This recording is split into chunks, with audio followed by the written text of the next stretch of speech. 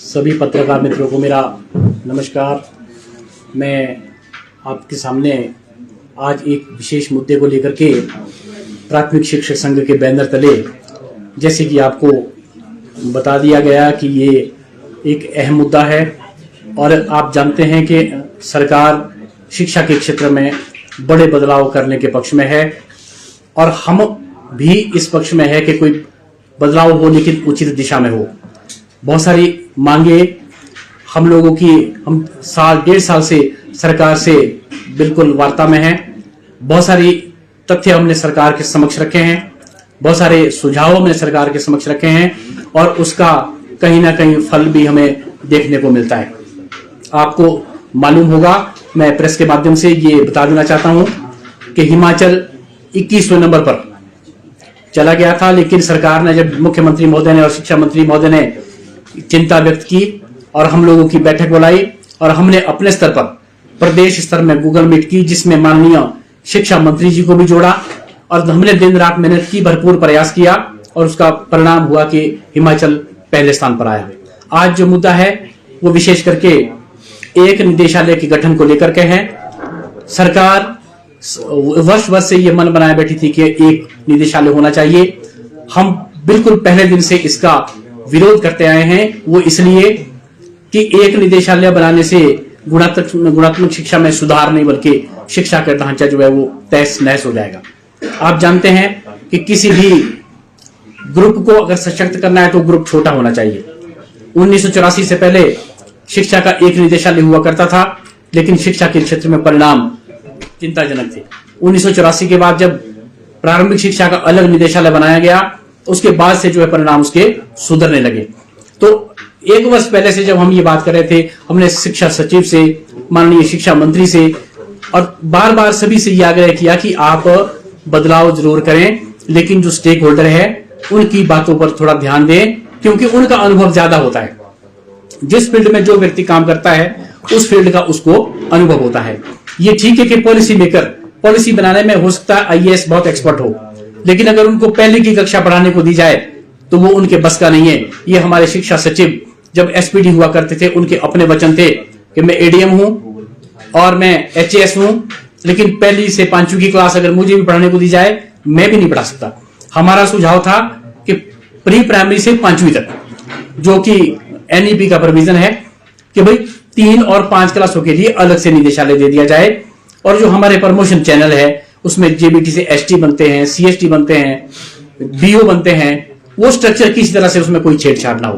तो उन्होंने time and again ये रिपीट किया कि बिल्कुल एक निदेशालय बनाना हमारी मजबूरी है, लेकिन जो निचला स्ट्रक्चर है उसमें किसी तरह की कोई छेड़छाड़ नहीं होगी। और हम भी सरकार पर और इन अधिकारियों पर विश्वास करते रहे और इसको लेकर के हमने 6 फरवरी 2025 को एक बैठक शिक्षा सचिव से मांगी और उन्होंने समय दिया।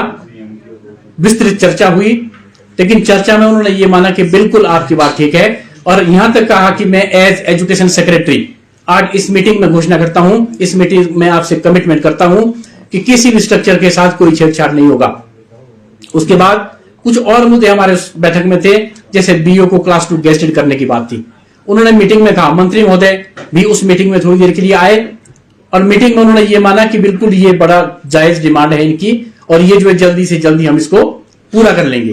तो डायरेक्टर साहब से प्रपोजल मांगी गई, 1 हफ्ते के बाद ऊपर से क्वारी लगा के वापस भेज दी, इसमें कुछ खामियां हैं, दोबारा भेजो। डायरेक्टर महोदय ने दूसरे दिन दोबारा भेज दी। बार बार उसको वो जो है हम ऑब्जेक्शन करते आए हैं। कहने का तात्पर्य है कि हम सरकार के समक्ष बहुत सारे मुद्दे अपना पक्ष रखते आए हैं और हम आश्वस्त उन्होंने हमेशा हमें किया है, लेकिन परिणाम निराशाजनक ही देखने को मिले हैं। बहुत सारे उदाहरण ऐसे हैं। पिछले वर्ष आपने देखा होगा, आप चर्चा में था कि अंडर 12 के जो टूर्नामेंट थे वो सरकार ने बंद कर दिए और अंडर 12 से जो अंडर 14 के लिए बच्चे जाते हैं, वो जब अंडर 12 का बच्चा ही नहीं खेलेगा तो अंडर 14 में बच्चा कहां से खेलेगा। हमने बार बार रिक्वेस्ट किया डायरेक्टर साहब से, सेक्रेटरी साहब से कि इसको बहाल करें, क्योंकि जो अंडर 14 के लोग थे वो भी हमें बार बार चेता रहे थे कि आप इसको बहाल कराओ, नहीं तो हम अंडर 14 में किन को खिलाएंगे जब अंडर 12 में ही बच्चे हमारे पास नहीं होंगे। तो हमने मंत्री महोदय से बात की, लेकिन मंत्री महोदय भी उसमें हमें असहाय नजर आए। उन्होंने भी ये बोला कि मैं चाह रहा हूं कि अंडर 12 के टूर्नामेंट होने चाहिए, पर अगर आपको ये करने ही है तो आप मुख्यमंत्री महोदय से बात कर लो। हम शिक्षा मंत्री महोदय की अध्यक्षता में मुख्यमंत्री महोदय से मिले, सेक्रेटरी साहब हमारे वहां पर बैठे थे और हमने अपना पक्ष रखा। हमने सीएम साहब को समझाया कि सर ऐसा है, बच्चों का शारीरिक विकास, बौद्धिक विकास, सर्वांगीण विकास खेलों पर निर्भर रहता है। अगर बच्चों को हम खेलने नहीं देंगे तो कैसे हमारा शारीरिक विकास होगा और बौद्धिक विकास होगा, सर्वांगीण विकास तो हो ही नहीं सकता है।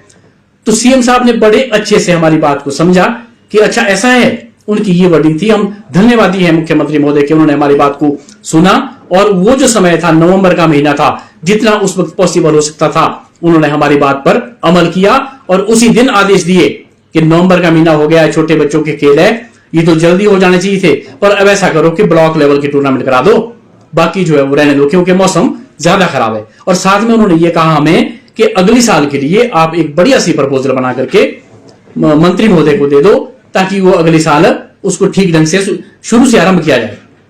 लेकिन वो प्रपोजल 3-4 बार चली गई है, सेक्रेटरी साहब के ऑफिस से आगे नहीं जाती है, वहीं उसको रोक दिया जाता है। और अगर वो टूर्नामेंट के पक्ष में हमें नहीं मालूम कि क्यों नहीं है, और बार बार जो है वो शिक्षा मंत्री महोदय ने ये कहा कि प्रपोजल भेजो वहां से, लेकिन हमें लगता है कि शिक्षा सचिव जो है वो अपनी मनमानी करने पर उतरे हुए हैं और ये सरकार को भी गुमराह कर रहे हैं। क्योंकि जब हम कोई बात किसी के सामने रखते हैं, मुख्यमंत्री महोदय के सामने हमने एक पक्ष रखा, उन्होंने 1 मिनट नहीं लगाया, उसको जितना समय था उन्होंने बहाल कर दिया, लेकिन जो आधी बातें वो वहां तक पहुंचने नहीं देते। तो मेरा सरकार से भी निवेदन है और मुख्यमंत्री महोदय से निवेदन है कि आप ये जो निदेशालय वाला मुद्दा है बहुत गंभीर मुद्दा है। आने वाले समय में बहुत सारी दिक्कतें इसमें खड़ी होने वाली है। 10,000 से ऊपर तो प्राइमरी स्कूल है। अब आप देखो 2 निदेशालय किए हैं, एक तरफ को 300-400 इंस्टीट्यूशन हो गए, एक तरफ को 15,000 इंस्टीट्यूशन है। ये कहां का हुआ है? इसमें तो सीधी सी बात है कि आईएएस और एचएएस की पोस्टें बढ़ाने की अगर हम बात करेंगे तो ये रख दिया कि जो डायरेक्टर है वो आईएएस होगा।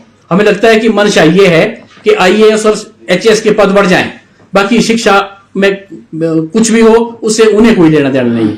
तो इस तरह से हम एक बार फिर जो है वो हमारा निवेदन मुख्यमंत्री महोदय से, हमने शिक्षा मंत्री महोदय को भी कहा था और सेक्रेटरी साहब को भी कहा था कि जी ये बड़ी अच्छी बात है, इसके लिए आप एक कमेटी गठित करें कि जो निदेशालय है इसका स्ट्रक्चर कैसे तैयार होना है, उसमें स्टेक होल्डर को लिया जाए, शिक्षाविद उसमें लिए जाए, उनसे एक सर्वे कराया जाए, जो उनके सुझाव आएंगे उसको जो उस हिसाब से जो है उसकी इंप्लीमेंटेशन आगे जारी कर दी जाए। लेकिन बड़े दुख के साथ ये कहना पड़ रहा है कि शिक्षा सचिव महोदय ने एक कमेटी का गठन तो जरूर किया, लेकिन वो कमेटी कैसी है?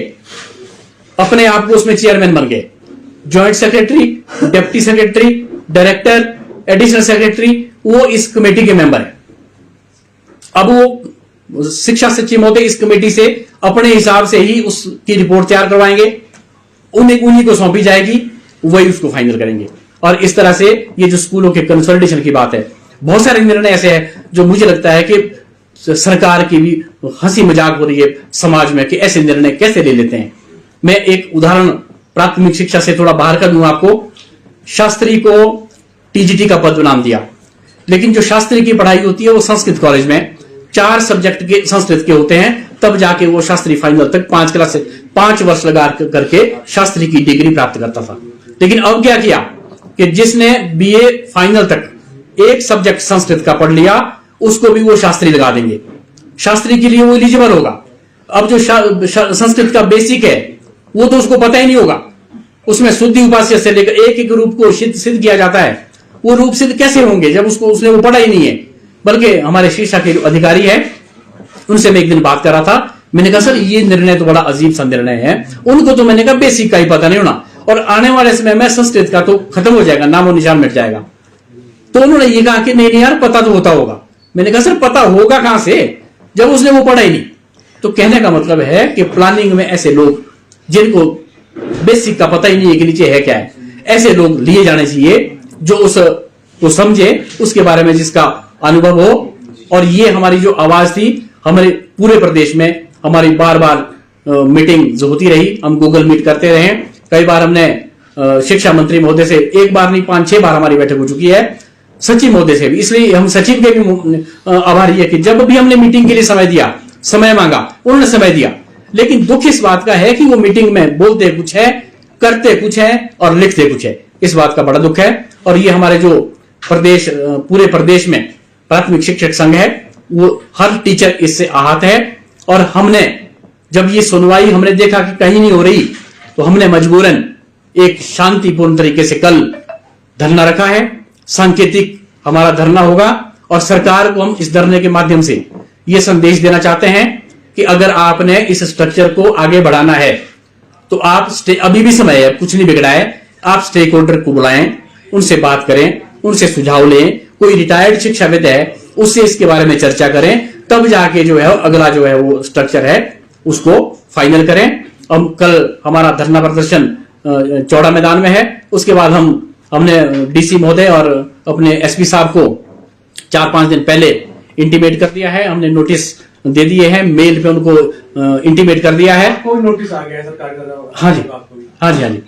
तो वो उसकी तरफ उसमें ये है कि हमारे जो लोग हैं वो चल पड़े हैं, चंबा से निकल गए लोग, कांगड़ा से निकल गए, वो सब जो है वहां से। आपको नोटिस मिला है सरकार की तरफ से? आज सरकार ने नोटिस जारी नहीं, अभी हमें नहीं मिला है। आ गया है? हाँ, हमें कोई नोटिस नहीं मिला है। आपने सरकार ने पूछा कि आप कैसे धरना क्यों करेंगे? आपको नोटिस दिया है सरकार? हाँ जी, हाँ जी, लेकिन वो हम तक अभी नहीं पहुंचा है। वो उसके बाद हम उस पर विचार करेंगे। उसके बाद हम अपना डायरेक्टर साहब को जो हमारा प्रतिवेदन है, हमारा मांग पत्र है, वो सौंपेंगे।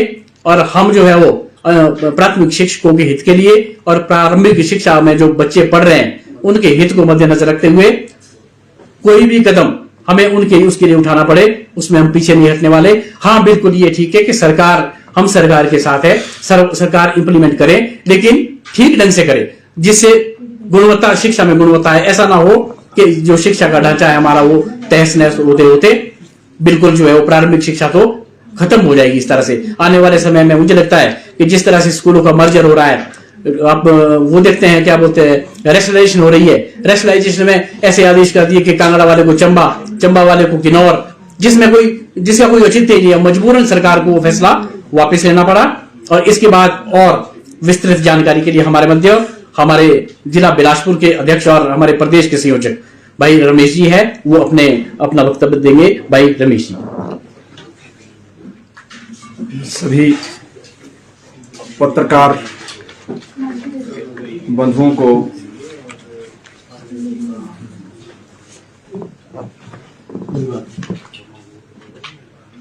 इस पत्रकार वार्ता के अंदर हार्दिक अभिवादन व स्वागत है। आपने अपना समय प्राथमिक शिक्षक संघ की इस प्रेस वार्ता के लिए दिया, उसका हम आभार प्रकट करते हैं। कल प्राथमिक शिक्षक संघ हिमाचल प्रदेश ने कुछ मुद्दों को लेकर विशाल धरना प्रदर्शन का आयोजन जो है शिमला के अंदर करने का ऐलान किया है। उन बिंदुओं पर हम प्रकाश डालना चाहते हैं। प्रथम जो हमारा बिंदु है वो है एक शिक्षा का निदेशालय नर्सरी से +2 तक बनाया जाना। हमने इसकी मेरिट्स और डिमेरिट्स, जैसा कि अध्यक्ष महोदय ने बताया, सेक्रेटरी एजुकेशन हिमाचल प्रदेश,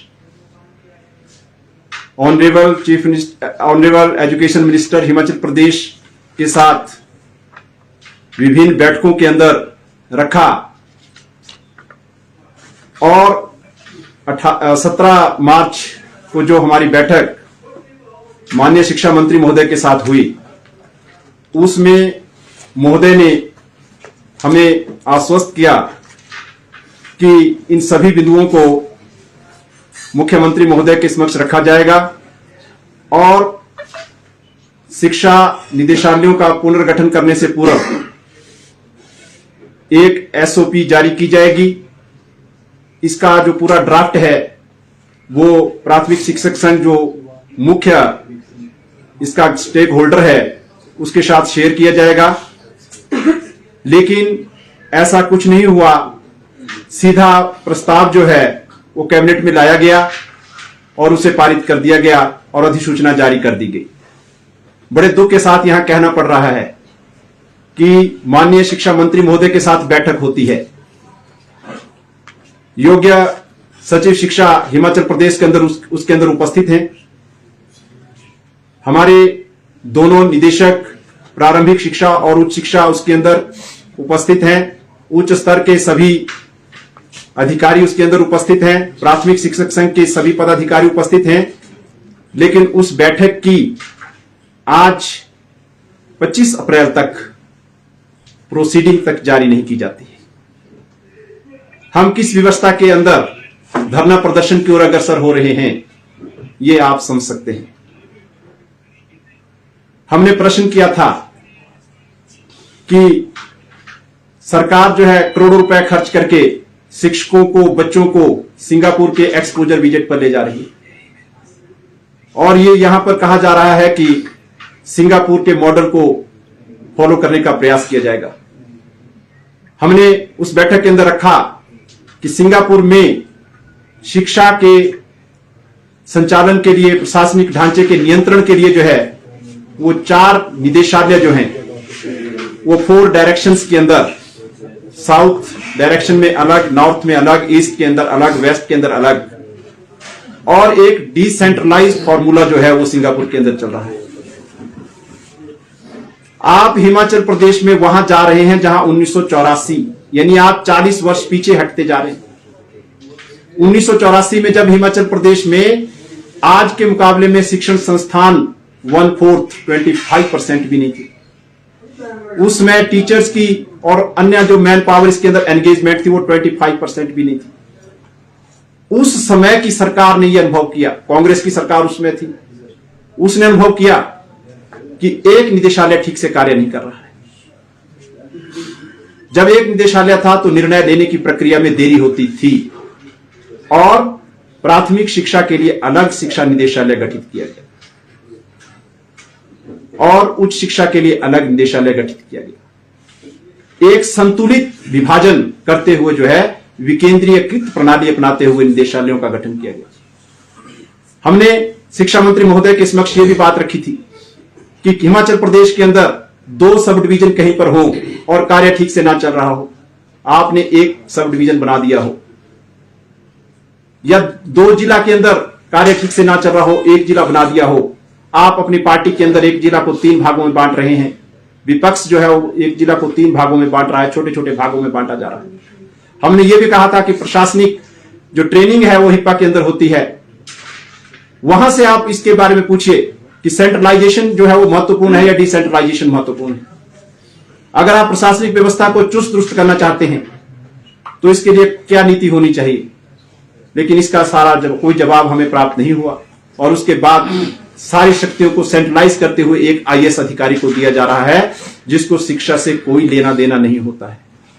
आज अगर शिक्षा का ये दुर्दशा है, सरकारी क्षेत्र के अंदर जो भी कमियां हैं, मैं बताना चाहता हूं कि अगर आप जब 2005 तक प्राथमिक शिक्षा निदेशालय था, बहुत अच्छा कार्य चल रहा था। 2005 में इसको 8वीं तक ले जाया गया, प्रारंभिक शिक्षा निदेशालय बना दिया गया। निदेशक महोदय ने वहां पर माना कि जब से ये प्रारंभिक शिक्षा निदेशालय बना है, कार्य का भार जो है वो उच्च शिक्षा निदेशालय पर कम और प्रारंभिक शिक्षा निदेशालय पर बहुत अधिक है।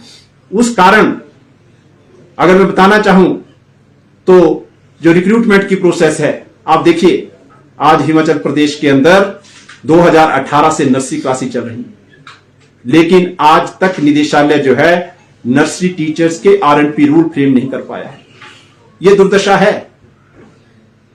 JBT के RNP रूल फ्रेम करते करते 6-6 साल कोर्ट में लग गए, इतने उसके अंदर फ्लॉज रहे, जिस कारण आज हिमाचल प्रदेश में 4000 से अधिक पद JBT के खाली चल रहे हैं।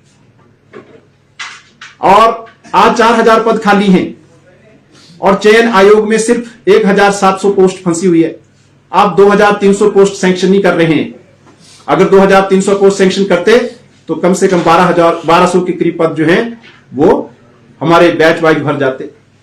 आप क्या कर रहे हैं कि पोस्टें खाली होने दो स्कूलों में, किसी स्कूल में एक अध्यापक, किसी स्कूल में एक भी नहीं डेपुटेशन के ऊपर। और फिर क्या होता है, अभिभावक बच्चों को वहां से हटा लेते हैं, और जब बच्चों को हटा लेते हैं तो आप उस स्कूल के ऊपर तालाबंदी कर रहे हैं। आप तालाबंदी की ओर बढ़ रहे हैं, इसीलिए आप पोस्टों को नहीं भर रहे।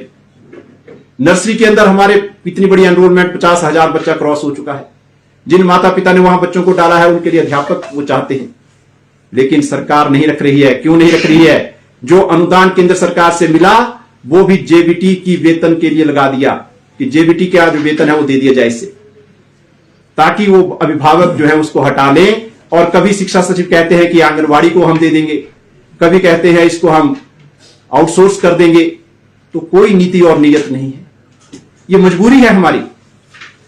आपके समक्ष है कि व्यवस्था परिवर्तन की बात की जाती है, लेकिन सरकार की कोई पॉलिसी होनी चाहिए कि आप बड़े से छोटा कर रहे हैं या छोटे से बड़ा कर रहे हैं। तो यहां तो यह प्रतीत हो रहा है कि स्वास्थ्य विभाग के अंदर 20,000 की मैन पावर है और वहां पर आपने कह दिया कि 2 निदेशालय होंगे 20,000 की मैन पावर के लिए, और यहां पर 1.5 लाख की मैन पावर है और उसके लिए आपने एक निदेशालय के गठन की बात कर दी।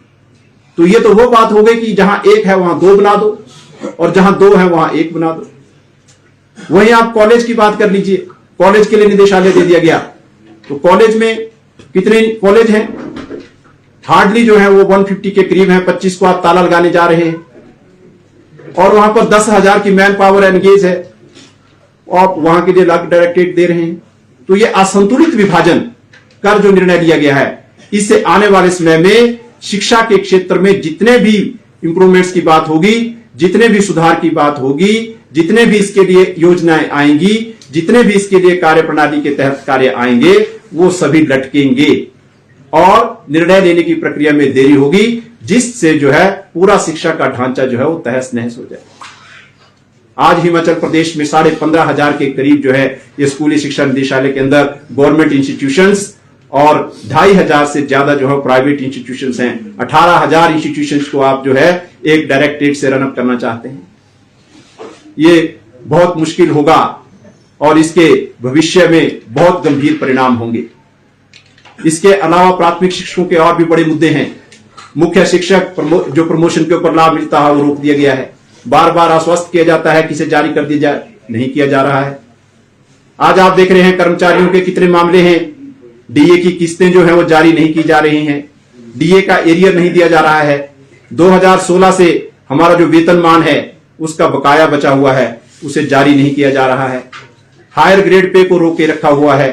2 बार जो है वो हमारे अध्यापक नियमित होते थे, उनको 30 सितंबर के बजाय अब 31 मार्च को किया जा रहा है। कितना बड़ा नुकसान हो रहा है। वहीं पर टाइम स्केल को जारी नहीं किया जा रहा है।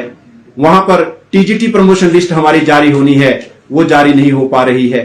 तो ये सारे मुद्दों को लेकर जो है प्राथमिक शिक्षक संघ जो है कल विशाल धरना प्रदर्शन का आयोजन कर रहा है और उस धरना प्रदर्शन के माध्यम से हम सरकार को बताना चाहते हैं कि आप अपनी नीति और नीयत में बदलाव करें और उसके लिए जैसा कि आपने निदेशालय का जो पुनर्गठन किया है उसमें आपने इंप्लीमेंटेशन के लिए जो कमेटी बनाई है, ये बहुत हास्यास्पद बात है कि पूरी तरह से ब्यूरोक्रेसी से भरी हुई कमेटी। आप इतना बड़ा बदलाव जो है वो 40 वर्षों के बाद करने जा रहे हैं, लेकिन क्या सभी जो है वो एडमिनिस्ट्रेटिव लोग इसको तय करेंगे? इसके अंदर एजुकेशनिस्ट को नहीं डाला गया, प्राइवेट टीचर फेडरेशन को छोड़िए, आपने किसी भी संगठन को इसके अंदर शामिल नहीं किया, आपने किसी राजनीतिक अनुभव वाले व्यक्ति को इसके अंदर शामिल नहीं किया। तो ये जो लाल फीताशाही का इसमें रोल है उसका भी प्राथमिक शिक्षक संघ कड़े शब्दों में निंदा करता है और ये स्पष्ट कहता है कि इसका उद्देश्य जो है प्राथमिक शिक्षा के बने बनाए ढांचे को नष्ट करना और प्राथमिक शिक्षकों को मिले हुए जो हित हैं उनको छीनना है और आने वाले समय में शिक्षा के ढांचे को तहस नहस करना है। इसलिए प्राथमिक शिक्षक संघ को मजबूरी में जो है वो संघर्ष में उतरना पड़ रहा है। तो मेरा आप सभी से निवेदन रहेगा कि आप हमारी बात को सरकार तक भी पहुंचाएंगे और जनता तक भी पहुंचाएंगे। आपने समय दिया, बहुत बहुत धन्यवाद। जय हिंद, जय हिमाचल, जय प्राथमिक शिक्षक। अब प्रमोद जी हमारे संघर्ष समिति के अध्यक्ष ये अपना वक्तव्य देंगे कि संघर्ष को किस तरह की हमारी रूपरेखा रहेगी। आप सभी मीडिया के बंधुओं का एक बार पुनः स्वागत। जैसे अब आपको सरकार की तरफ से नोटिस आया है, उन्होंने कहा कि जो प्रोटेस्ट में जाएगा उनके खिलाफ लीगल एक्शन होगा, वो रैंक की बात यहाँ पर कही गई है। तो क्या फिर भी आप सरकार के केस जाएंगे, करेंगे करिए? हाँ, देखिए लीगल एक्शन की जहां तक बात है, बोलिए अपना बोलो। सरकार ने नोटिस जारी किया है कि वो लीगल एक्शन लेंगे और वो हमें पहले से लग रहा था कि वो ऐसा करेंगे, क्योंकि ये किसी की सुनने वाले तो है नहीं। अगर इन्होंने हमारी बात 1 साल पहले सुनी होती, हमारे जो ब्यूरोक्रेट्स है खास करके, उन्होंने हमारी बात को 1 साल पहले माना होता तो ये आज दिक्कत ना आती। और मैं आज इस प्रेस के माध्यम से ये सूचना देना चाहता हूं कि भाई ये जो संघर्ष कल 26 अप्रैल को होना है, 26 अप्रैल 2025 को होना है, ये 2024 में हो चुका होता। ये हमारा सब्र था, हमारी सहनशीलता थी कि हमें ये लगा कि सरकार आज नहीं तो कल इस पर विचार करेगी और जो हमारे सुझाव है, जो पॉजिटिव सुझाव है, उसको अमली जामा पहनाएगी। कहीं ना कहीं ये ठीक है कोई दिक्कत रहती होगी तो हमने 1 वर्ष इस इंतजार में निकाल दिया, लेकिन नोटिस देकर के ये नहीं है कि हम जो है वो जो हमारे मूलभूत सुविधाएं हैं बच्चों के साथ, जो भगवान का रूप है प्राइमरी के बच्चे, वो कभी माफ नहीं करेंगे इनको। वो इस जन्म में तो उसका जो बुरा अवसर है वो भुगतेंगे, लेकिन अगले जन्म में भी मुझे नहीं लगता कि वो इन बच्चों के जो हा है उससे वो कहीं छूट पाएंगे। तो नोटिस जारी करे सरकार और इसके माध्यम से लीगल एक्शन ले, हमें सस्पेंड करे, निलंबित करे, लेकिन जो हम अपना पक्ष रखना है वो हम अपना पक्ष रखेंगे। जहां तक भी हमें जाना पड़े हम वहां तक जाने को तैयार है। और हमारा एक शिक्षक पूरे प्रदेश से, और इसके साथ साथ एक बात मैं आपको और बताना भूल गया, मैं सरकार को ये भी आज के इस चैनल के माध्यम से, आपके चैनल के माध्यम से बताना चाहता हूं कि कल हमारा सांकेतिक धरना था। सिर्फ संकेत मात्र हमने सरकार को देना था कि जी ये हमारा धरना है, ये हमारा रोष है, ये कारण है, इसलिए नहीं हम कर पा रहे, इसलिए जो है आप इसमें विचार करें। लेकिन अगर सरकार इस तरह के नोटिस थमाती रही और हमारी जो मांगे हैं उस पर कोई विचार नहीं किया, तो कल शाम से ही जितने ऑनलाइन काम है स्कूल्स के, पढ़ाई के अलावा उस पूरे शिक्षक पूरी पाठशालाओं में बंद कर देंगे। केवल मात्र हम पढ़ाई का जो काम है वो स्कूल में जारी रखेंगे। बच्चों की पढ़ाई कहीं प्रभावित ना हो, क्योंकि उनकी पढ़ाई से, उनकी वजह से हम लोगों की रोजी रोटी चलती है। अगर उन बच्चों का इनको ख्याल नहीं है तो हमें तो ख्याल है, लेकिन जो ऑनलाइन काम है वो सारे कल शाम से जो है वो बंद कर दिए जाएंगे।